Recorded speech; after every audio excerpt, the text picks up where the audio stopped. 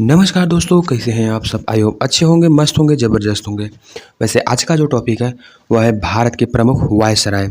यह क्लास जो है आगामी सभी परीक्षाओं के लिए बहुत ही इम्पोर्टेंट है। तो आइए देखते हैं बिना किसी देरी के पहला नंबर क्वेश्चन दिया है, भारत के प्रथम वायसराय कौन थे। वैसे भारत के प्रथम वायसराय जो थे वह थे लॉर्ड कैनिंग। हाँ, लॉर्ड कैनिंग। अब आप पूछोगे कि लॉर्ड इन सब के आगे क्यों लगाया जाता है। वैसे लॉर्ड जो है इनका टाइटल नेम है। हाँ, अब देखो लॉर्ड कैनिंग जो है 1858 के सरकार अधिनियम के पहले वायसराय बने। हाँ, मतलब इनका कार्यकाल जो था 1858 मतलब 1856 से 62 के बीच था। हाँ, अब देखो 56 से 62 के बीच एक क्रांति हुई थी, 1857 की क्रांति। हाँ, यह इससे रिलेटेड है। मतलब पूछ ले 1857 की क्रांति के समय भारत का वायसराय कौन था, वह था लॉर्ड कैनिंग। और इनका कार्य अगर पूछे कुछ तो रानी विक्टोरिया की घोषणा और भारत सरकार अधिनियम 1858 की घोषणा करना। हाँ, और विधवा पुनर्विवाह एक्ट लॉर्ड कैनिंग के द्वारा जो विधवा पुनर्विवाह एक्ट जो है वह कब स्टार्ट हुआ था, 1856 को इन्हीं के द्वारा घोषणा किया गया था। भारतीय दंड संहिता इस समय जो है भारतीय दंड संहिता की घोषणा हुई थी। हाँ, और 1861 में जो है वह भारतीय परिषद अधिनियम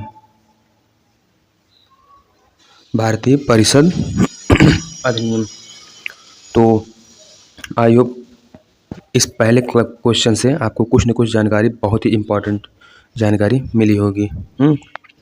तो इसमें दूसरा नंबर क्वेश्चन देखते हैं। दूसरा नंबर क्वेश्चन यही दिया हुआ है कि 1857 के विद्रोह के समय भारत के गवर्नर जनरल मतलब वायसराय कौन थे। हाँ, वैसे भारत के गवर्नर जनरल जो थे 1857 के समय लॉर्ड कैनिंग थे। इनका कार्यकाल वही है विधवा पुनर्विवाह अधिनियम 1856, भारतीय परिषद अधिनियम 1861, भारतीय दंड संहिता 1858। हाँ, और अगर पूछ ले रिपन का कार्यकाल, अगर पूछ ले जैसे लॉर्ड रिपन, इनका कार्यकाल जो है 1884 से 88 के बीच रहा। अब इनका कार्यकाल जैसे कि वर्मा युद्ध वैसे भारत से जो वर्मा मतलब म्यांमार है वह कब अलग हुआ था, आप सब कमेंट करके बता सकते हैं। वैसे लॉर्ड रिपन जो है देखो पहली नियमित जनगणना 1881 के बीच हुआ था इन्हीं के द्वारा। अब पूछ लें क्वेश्चन यही बन सकता है, पहली नियमित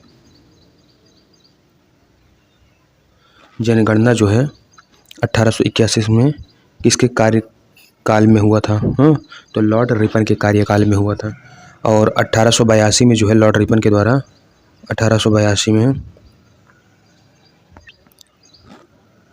स्थानीय स्वशासन की घोषणा करना,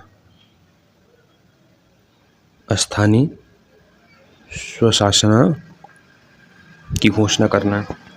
और रिपन के द्वारा जो है हंटर आयोग और इल्बर्ट्स विल विवाद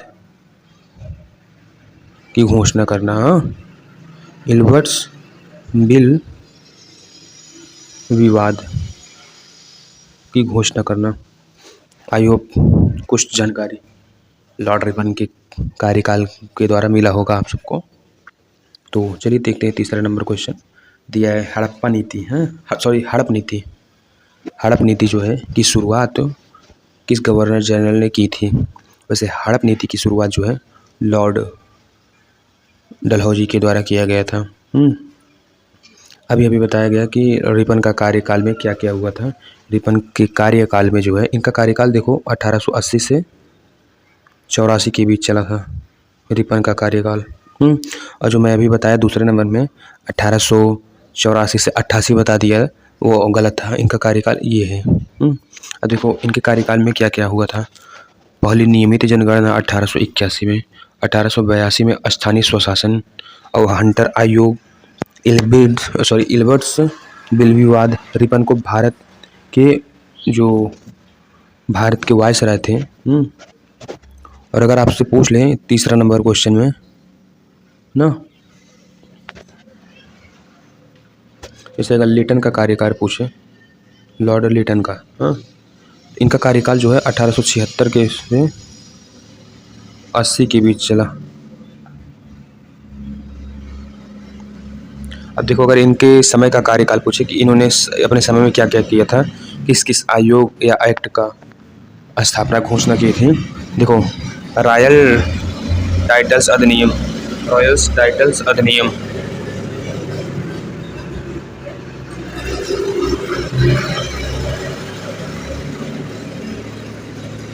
रॉयल्स टाइटल्स एक्ट 1876 की घोषणा, vernacular press act, vernacular press act, यह कब स्टार्ट हुआ था? 1878 को। और अगर लिटन के कार्यकाल पूछें तो शस्त्र अधिनियम, ये देखो क्वेश्चन जो है, शस्त्र अधिनियम जो है वह किसके कार्यकाल में घोषणा की गई थी? लॉर्ड लिटन के कार्यकाल में। यह क्वेश्चन जो है आगामी परीक्षा सीजीएल के लिए बहुत ही इंपॉर्टेंट है, क्योंकि 2024 में जो सीजीएल का पेपर हुआ था उसमें यह पूछा गया था। शस्त्र अधिनियम जो है किस वर्ष स्टार्ट हुआ था? और अगर लिटन के कार्यकाल पूछा जाए तो दूसरा अफगान युद्ध इन्हीं के कार्यकाल में हुआ था।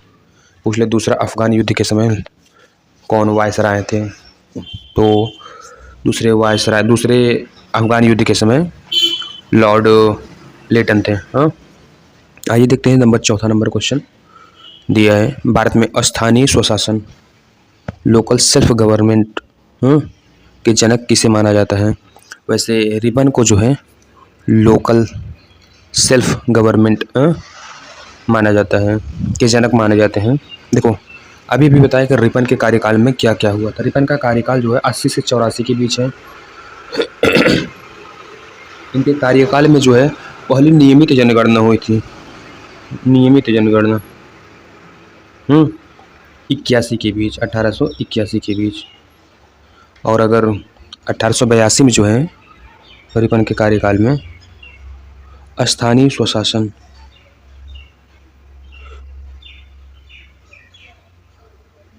स्थानीय स्वशासन, और रिपन के कार्यकाल में ही हंटर आयोग,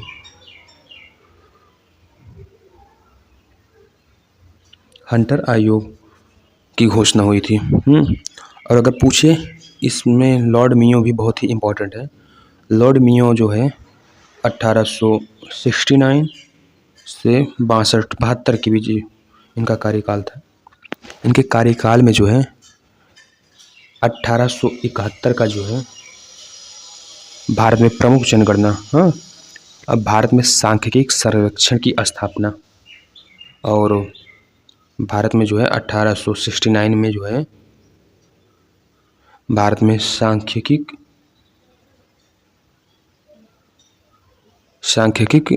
सर्वेक्षण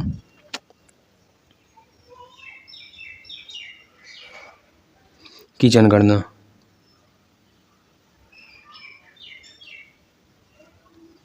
आई होप लॉर्ड मियो के कार्यकाल भी आप सबको बहुत आसान तरीके से समझ में आ गया होगा। वैसे रिपन का कार्यकाल भी हो गया। लॉर्ड कर्जन का कार्यकाल जो है, वैसे देखो लॉर्ड कर्जन का कार्यकाल इसमें बहुत ही इम्पोर्टेंट है, क्योंकि लॉर्ड कर्जन का कार्यकाल जो है उत्तर प्रदेश पुलिस के लिए बहुत ही इम्पोर्टेंट है। हाँ, देखो लॉर्ड कर्जन का कार्यकाल कब से कब तक चला। वैसे लॉर्ड कर्जन का कार्यकाल जो है 1899 के बीच और 1905 के बीच। अब देखो 1905 में क्या क्या हुआ था, आप सबको खुद ही दिमाग में समझ में आ गया होगा कि 1905 के बीच क्या क्या हुआ था। पहले देखो लॉर्ड कर्जन ने अपने समय में क्या क्या किया था। सिंचाई आयोग की स्थापना, अब पुलिस आयोग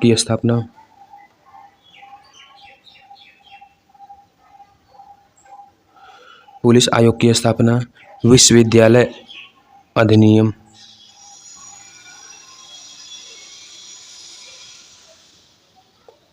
विश्वविद्यालय अधिनियम। और पूछ लें कर्जन का कार्यकाल जो है, कोलकाता में विक्टोरिया हॉल का निर्माण। कलकत्ता में विक्टोरिया हॉल का निर्माण इन्हीं के कार्यकाल में हुआ था। और बहुत ही इम्पोर्टेंट एक है कि 1905 में जो है वह बंगाल विभाजन इनके कार्यकाल में हुआ था। विभाजन। अब यही क्वेश्चन 5वां नंबर क्वेश्चन दिया गया है, यही क्वेश्चन पूछा है कि 1905 में हुए बंगाल विभाजन के समय भारत के वायसराय कौन थे। तो उस समय जो लॉर्ड कर्जन थे उस समय इसके वायसराय थे। तो इनके समय में जो प्रमुख कार्य थे कि सिंचाई आयोग की स्थापना, पुलिस आयोग की स्थापना, विश्वविद्यालय अधिनियम, कोलकाता में विक्टोरिया हॉल का निर्माण, भारतीय पुरातत्व विभाग की स्थापना जो है। देखो अभी ये नहीं पता है कि 1904 में जो है इन्होंने भारतीय पुरातत्व विभाग की स्थापना की थी। और अगर चलिए देखते हैं 6ठा नंबर क्वेश्चन दिया है, भारत में अंतिम ब्रिटिश वायसराय कौन थे। वैसे भारत में अंतिम ब्रिटिश वायसराय जो थे वह थे लॉर्ड माउंटबेटन। भारत के अंतिम वायसराय जो थे लॉर्ड माउंटबेटन थे। अब देखो अगर लॉर्ड लिनलिथिगो के बारे में बात करें तो इनका कार्यकाल जो था 1936 से 43 के बीच था। इनके प्रमुख कार्य पूछा जाए अगर तो कांग्रेस मंत्रालयों की गठन। लिनलिथिगो के बारे में अगर पूछें तो कांग्रेस मंत्रालयों का गठन। दूसरे विश्व युद्ध का आरंभ दूसरे विश्व युद्ध का आरंभ।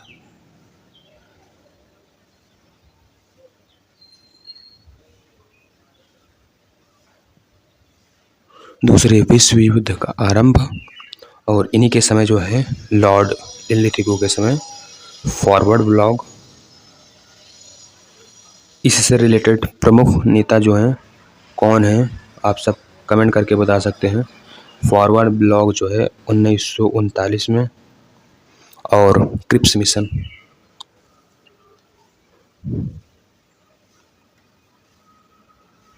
1942 में स्टार्ट हुआ था। भारत छोड़ो आंदोलन पूछ ले कि भारत छोड़ो आंदोलन के समय भारत के वायसराय कौन थे। तो भारत छोड़ो अधिनियम के समय भारत के वायसराय लॉर्ड लिनलिथिगो थे। वैसे अगर भारत छोड़ो कोई अगर छोड़ रहा है तो उसको इंग्लिश में क्या बोलते हैं। अगर जाना मतलब गो, लिनलिथिगो। इस तरीके से आपको उस समय के वायसराय बहुत आसान तरीके से याद हो जाएगा। वैसे भारत छोड़ो अधिनियम जो है 1942 को स्टार्ट हुआ था। और अगर पूछ ले कि इरविन के समय सविनय अवज्ञा आंदोलन जो था इरविन के समय स्टार्ट हुआ था। आइए देखते हैं 7वां नंबर क्वेश्चन दिया है, स्वतंत्र भारत के प्रथम और अंतिम भारतीय गवर्नर जनरल कौन थे। पूछा है कि स्वतंत्र भारत के प्रथम और अंतिम भारतीय गवर्नर जनरल जो थे वह थे सी राजगोपालाचारी। वैसे भीमराव अंबेडकर जी जो थे उन्होंने भारतीय संविधान की उन्हें हेड माना जाता है। आइए 8वां नंबर क्वेश्चन देखें, किस वायसराय के कार्यकाल के दौरान भारतीय राष्ट्रीय कांग्रेस की स्थापना हुई थी। वैसे भारतीय राष्ट्रीय कांग्रेस की स्थापना जो है वह लॉर्ड डफरिन के कार्यकाल में हुआ था।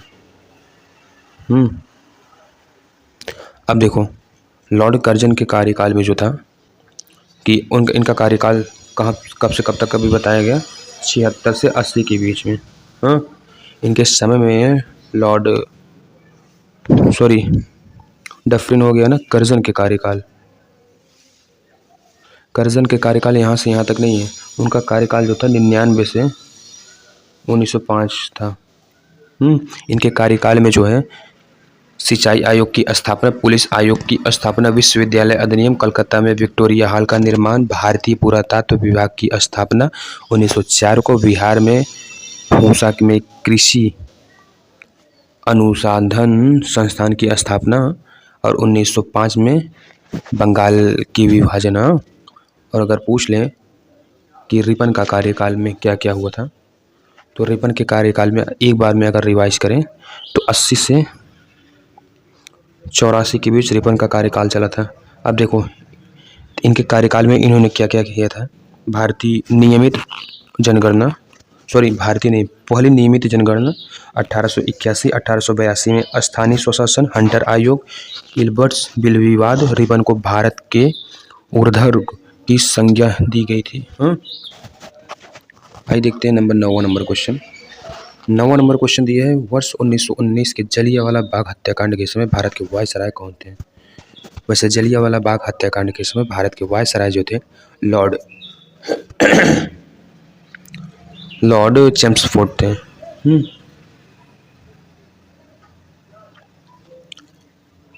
आइए देखते हैं 10वां नंबर क्वेश्चन दिया है, प्रसिद्ध गांधी इरविन समझौता किस वर्ष स्टार्ट हुआ था। वैसे गांधी इरविन समझौता जो था वह 1931 वायसराय लॉर्ड इरविन और महात्मा गांधी के बीच हुआ था। वैसे इरविन का कार्यकाल 1926 के बीच, 26 से 31 के बीच चला था। इनके कार्यकाल में साइमन कमीशन की स्थापना, हर कोर्ट बट लॉ, भारतीय राज्य आयोग 1927, लाहौर शस्त्र 1929, पूर्व स्वराज की घोषणा और गांधी इरविन पैक्ट, पहली गोलमेज कॉन्फ्रेंस, सविनय अवज्ञा आंदोलन और दांडी मार्च की शुभारंभ जो है इरविन के कार्यकाल में हुआ था। और 11वां नंबर क्वेश्चन दिया है कि भारत में पहली बार जनगणना 1972 किस वायसराय के कार्यकाल में शुरू हुआ था। वैसे वायसराय जो थे, प्रमुख वायसराय के बीच एक वायसराय जो है लॉर्ड मियो जो है, यह जो है ये जो हैं जनगणना से रिलेटेड हैं। लॉर्ड मियो, नियमित जनगणना 1881 में लॉर्ड रिपन के कार्यकाल में हुआ था। टोटल नियमित जनगणना पूछा है, बट इसमें दिया है क्वेश्चन आपको भारत में पहली बार जनगणना, स्टार्टिंग में पहली बार जनगणना जो है लॉर्ड मियो के कार्यकाल में स्टार्ट हुआ था। और 12वां नंबर क्वेश्चन दिया है, वर्नाकुलर प्रेस एक्ट 1878 को किस वायसराय ने लागू की थी, जिसने भारतीय भाषाओं के अखबारों पर प्रतिबंध लगाया था। वह था लॉर्ड लिटन। और 13वां नंबर क्वेश्चन दिया है कि वर्ष 1911 में भारत की राजधानी कोलकाता से दिल्ली स्थानांतरित करने की घोषणा किस वायसराय के समय हुई थी। वह जो है लॉर्ड हार्डिंग द्वितीय के समय हुआ था। और 14वां नंबर क्वेश्चन दिया है, सहायक संधि की नीति का उपयोग करने के लिए कौन सा गवर्नर जनरल प्रसिद्ध है। वह जो है लॉर्ड वेलेस्ली थे। और इस क्लास का अंतिम नंबर क्वेश्चन जो दिया है, वर्ष 1942 में भारत छोड़ो आंदोलन की शुरुआत के समय भारत के वायसराय कौन थे। भारत छोड़ो आंदोलन, लेथिगो, छोड़ो मतलब जाओ, यहाँ से जाओ। इसको याद करने का एक ही ट्रिक है कि जाओ, गो, इंग्लिश में जाना को गो बोलते हैं ना, तो जाना, भारत छोड़ के जाओ। तो आई होप यह भी याद हो गया होगा। वैसे अगर आप सब को यह क्लास जो है बहुत अच्छा लगा हो तो कमेंट करके एक बार ज़रूर बताइएगा। और हाँ, चैनल को सब्सक्राइब करना मत भूलिएगा। तो चलिए मिलते हैं नेक्स्ट वीडियो में। वैसे आप सब कमेंट करके यह भी बता सकते हो कि अगली बार किस टॉपिक पर क्लास लिया जाए। तो चलिए मिलेंगे नेक्स्ट वीडियो में, तब तक के लिए जय श्री राम।